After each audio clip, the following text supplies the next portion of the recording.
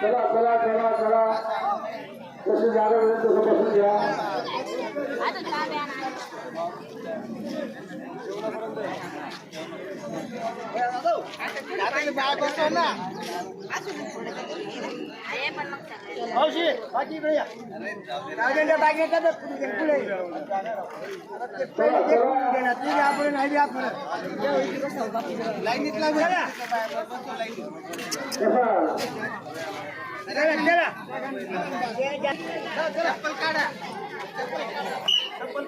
समोर चला चपला काढून घ्या.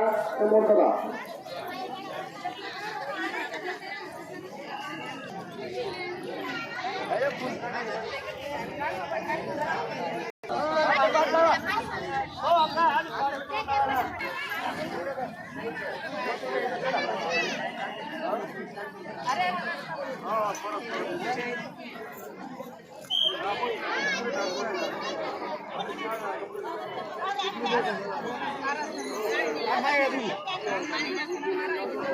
चला बसून घ्या.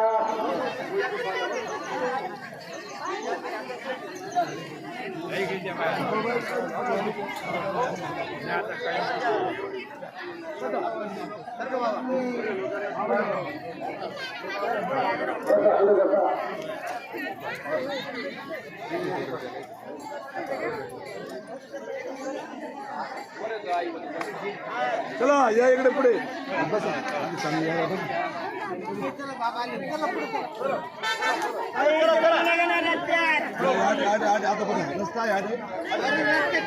पाहिजे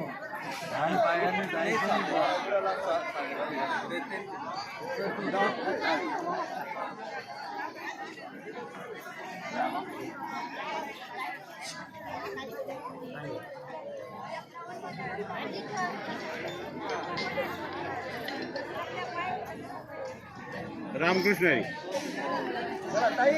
हा बोला. गहू 10 क्विंटल. हा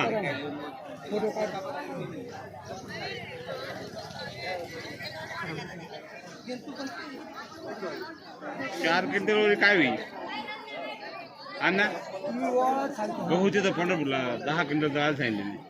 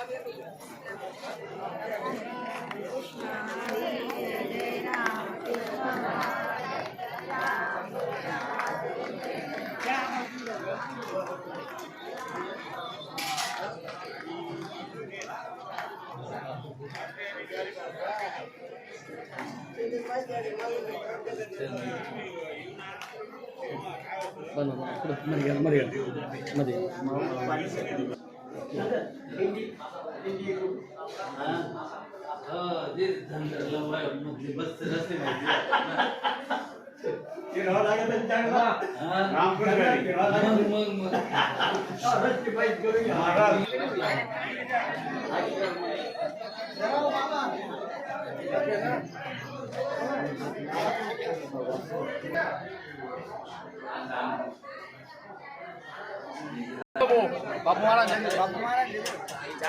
चार्ज घेणार आहे.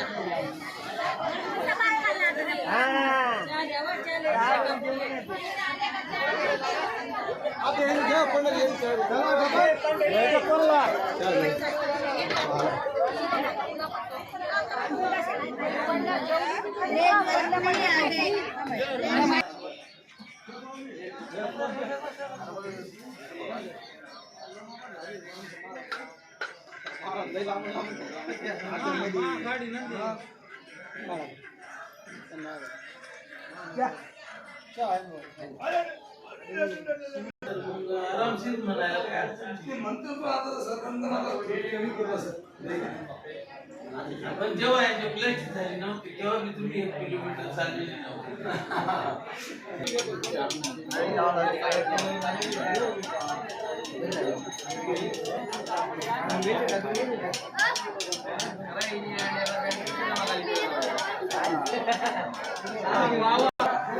चहा उरलेली आहे डबल घेऊन टाका.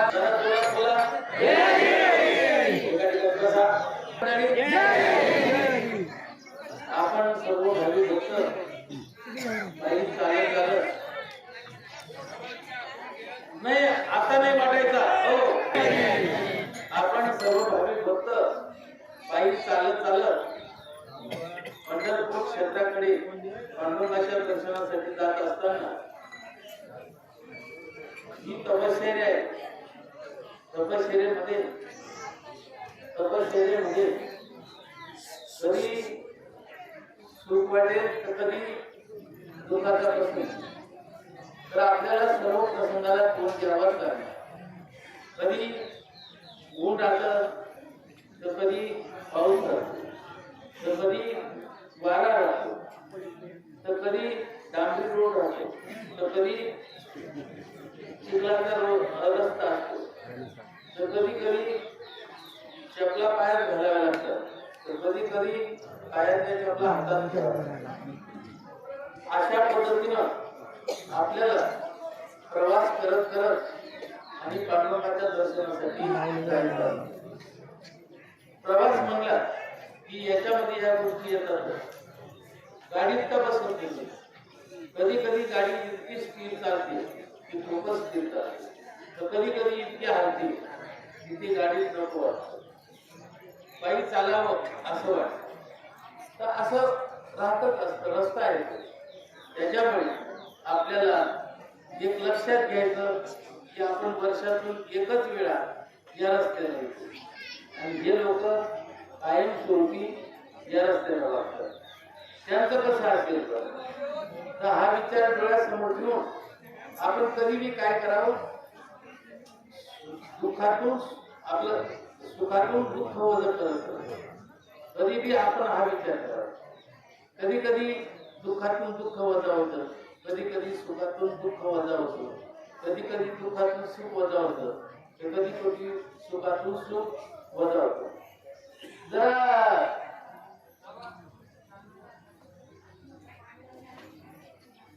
जरा बंद करता का घराचं बोलणं. काय लोकांना आहे ना आपल्याला असं कधी कधी सर्वच गोष्टीला तोंड द्यावंच लागत असतं बरं का. दुःखातून दुःख वजा होतं बरं का.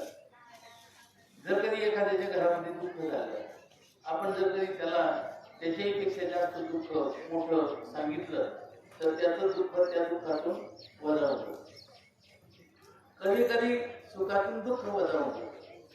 मनुष्य रस्त्याने चालला आणि पाय सगळं जात असताना एकाने गोफण मध्ये दगड घातला आणि तो पाखर वाळत आणि तो दगड नेमका ह्या माणसाला लागला.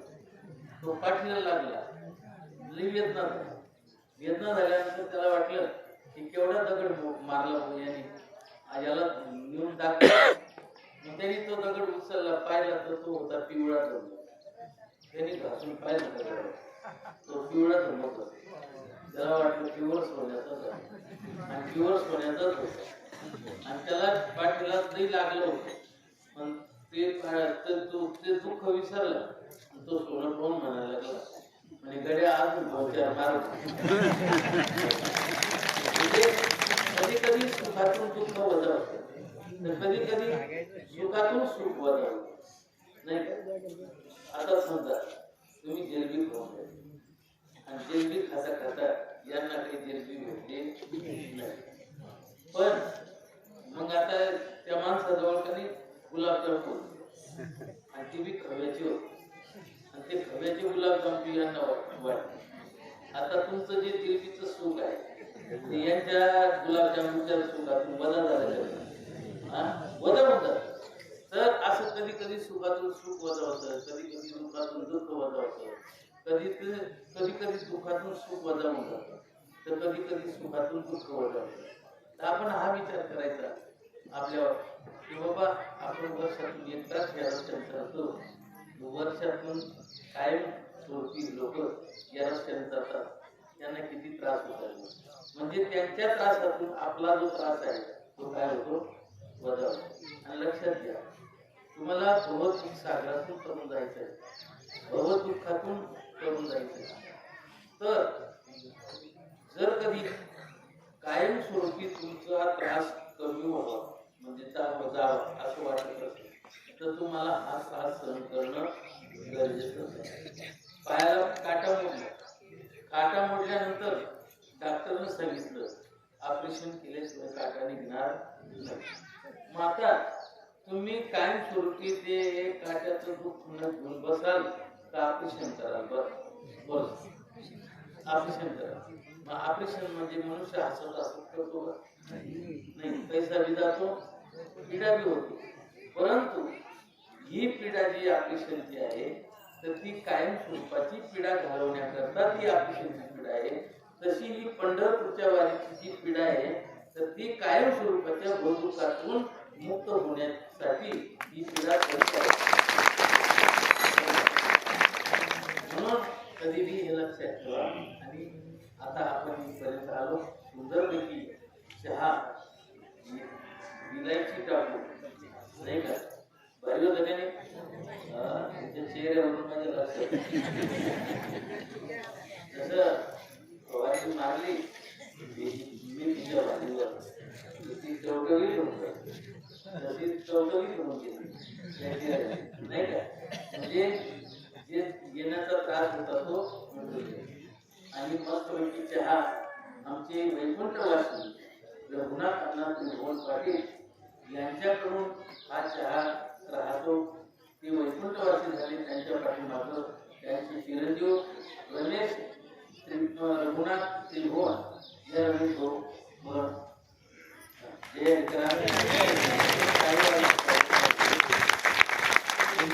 चहा त्यांनी पाजला.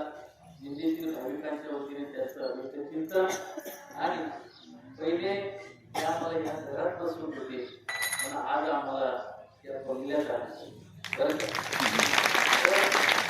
सर्व त्यांच्यावर जी कृपा असते जी तिथल्या लोकांची कृपा राहते, जे जे पावलं फार पवित्र पावलं या पावलाची किंमत होऊ शकत नाही बरं. म्हणून अतिशय सुंदरपैकी बंगला त्यांना या ठिकाणी बांधला. या बंगल्यामध्ये सर्वांच्या पायाच्या पुण्याला आणि त्यांना सुखी लाभू प्रार्थना आणि त्यांचा परमार्थ दुर्गत होता ही करूची प्रार्थना.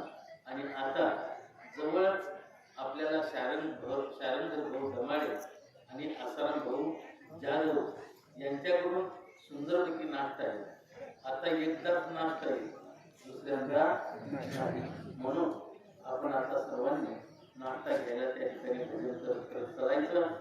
माता भगिनी इकडं बसतील आणि पुरुष मंडळी त्या शारण धर्माच्या घराकडे बसतील आणि सर्वांनी पोटभर नाश्ता घ्यायचा. दमदार नाश्ता आहे, मस्तपैकी नाश्ता घ्यायचा.